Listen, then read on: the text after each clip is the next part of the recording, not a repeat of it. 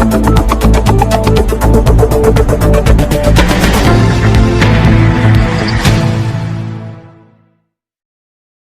वक्त हम मौजूद हैं औरंगाबाद शहर के एमआईएम के शहर सदर शारिक नक्शबंदी साहब के पास।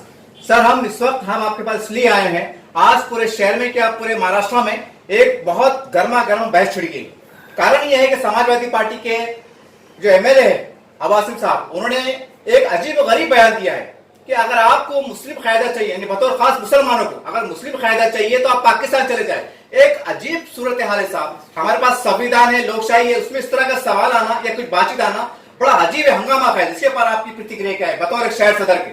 देखिए सर, अबू आसिम आजमी साहब महाराष्ट्र के एक बड़े नेता है। सबसे पहली बात तो यह है कि उन्होंने ये जो कहा, ये समझ नहीं आ रहा है कि ये उनकी गद्दी की मजबूरी है, सत्ता में रहने की मजबूरी है, ये अपने सियासी आकाओं को खुश करने की जरूरत है। एक वक्त था जब अबू आसिम आजमी खुद जो है तो एक मुस्लिम क़यादत बनकर उभरे थे, और आज भी वो समाजवादी के महाराष्ट्र में एक मुस्लिम क़यादत की हैसियत से पहचाने जाते हैं।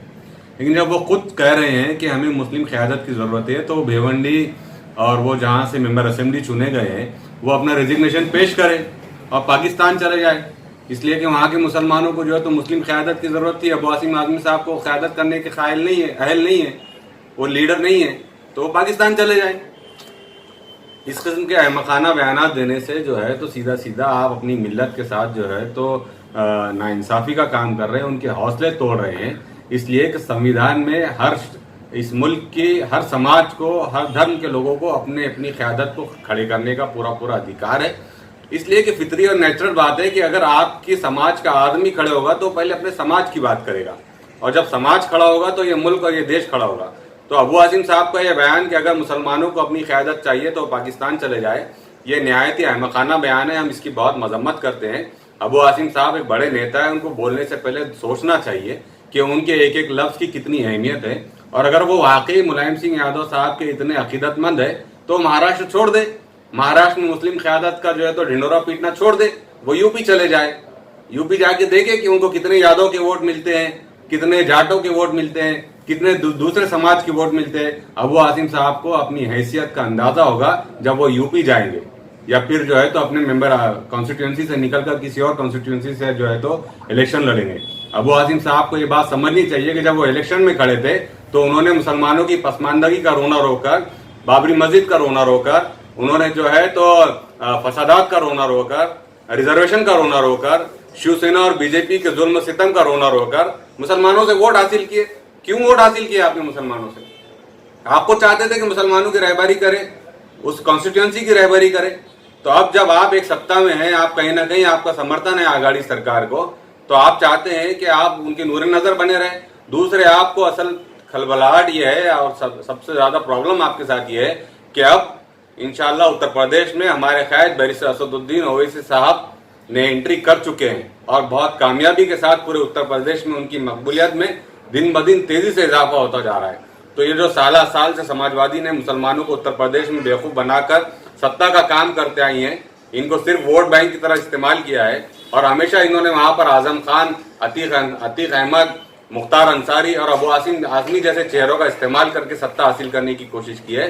अब ये तमाम के तमाम चेहरे, इनके साथ क्या मामला रहा समाजवादी का, वो वहां के आम वोटर को समझ में आ गया है। लिहाजा अब अबू आसिम साहब जैसे आदमी को जो है इस किस्म के बयानात देकर वहां के मुसलमानों को गुमराह करने की कोशिश की जा रही है।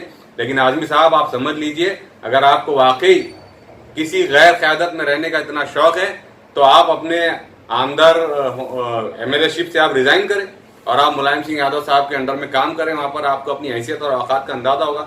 आप ये मत भूलिए कि आपको आपके समाज ने वोट देकर आपको मेंबर असेंबली पहुंचाया है, आप उनकी वोटों की बुनियाद पर वहां गए हैं, और यह आपकी अखलाकी और संवैधानिक जिम्मेदारी है कि आप उस समाज की बात करें, उस समाज को संविधान के दायरे में हक दिलाने की कोशिश करें। सर, अब देखते हैं कि मुल्क के अंदर कुछ फिरका परस्त ताकतें जो चाहती है कि मुसलमान दूसरे नंबर के शहरी बन के रहे।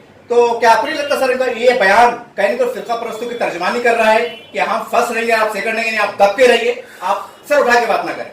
देखिए, ये पाकिस्तान चले जाओ, ये नारा हमेशा मुसलमानों के खिलाफ जो है तो इस मुल्क की कट्टरपंथी ताकतों ने इस्तेमाल किया है। अब ये जुमला अबू आसिम साहब की जुबान से निकलना, मतलब ये सीधी बात है कि ये उनकी तर्जुमानी कर रहे हैं। ये इस मुल्क में एक समाज है जो सबसे बड़ी माइनॉरिटी का दर्जा रखता है, उसको अपनी लीडरशिप से महरूम करने का काम कर रहे हैं। तो क्या हम आजमी साहब ये समझे कि आप भी मिशन आरएसएस के ऊपर काम करने की कोशिश कर रहे हैं? क्या आप वाकई मुसलमानों के हमदर्द है या आप सिर्फ नौटंकी कर रहे थे अभी तक? सर क्या ऐसा आपको लगता है कि सर जैसा यूपी में जो इंतखाबात सर के ऊपर है, तो इमाम की मकबूलियत को देखते हुए इमाम को खत्म करने की साजिश के तहत ये बयान जारी किया गया हो? चाहे कुछ हो जाए, इंशाअल्लाह मजलिस इत्तेहादुल मुस्लिमीन और बैरिस असदुद्दीन ओवैसी साहब की मकबूलियत बड़ी तेजी के साथ पूरे उत्तर प्रदेश में बढ़ रही है।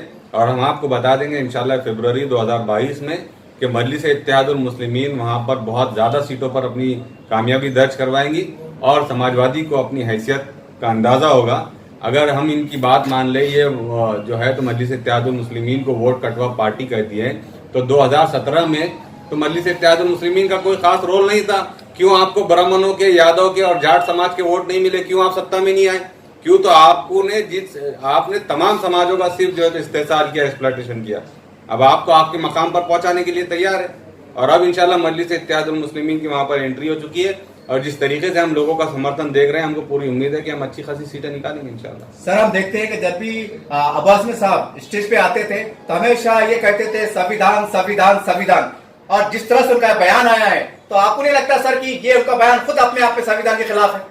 सवाल ही पैदा नहीं होता। हमने बोले कि एक तो उनकी सियासी आखाओं को खुश करने की एक कोशिश है, दूसरी महाराष्ट्र में अपनी छवि को जैसे तैसे आघाड़ी सरकार में बिन बुलाए मेहमान की तरफ पहुंचना और वहां पर उनका साथ देना, उद्धव ठाकरे साहब के फैसलों को, आघाड़ी सरकार के फैसलों का समर्थन करना, तो ये कहना कि अब ऐसा लगता है कि अबू आसिम साहब में वो बात नहीं रही जो 10 साल पहले थी, 15 साल पहले थी। अब वो भी कहीं ना कहीं उन्होंने घुटने टेक दिए हैं इस देश के दुश्मनों के सामने, इस देश को तोड़ने वाली ताकतों के सामने।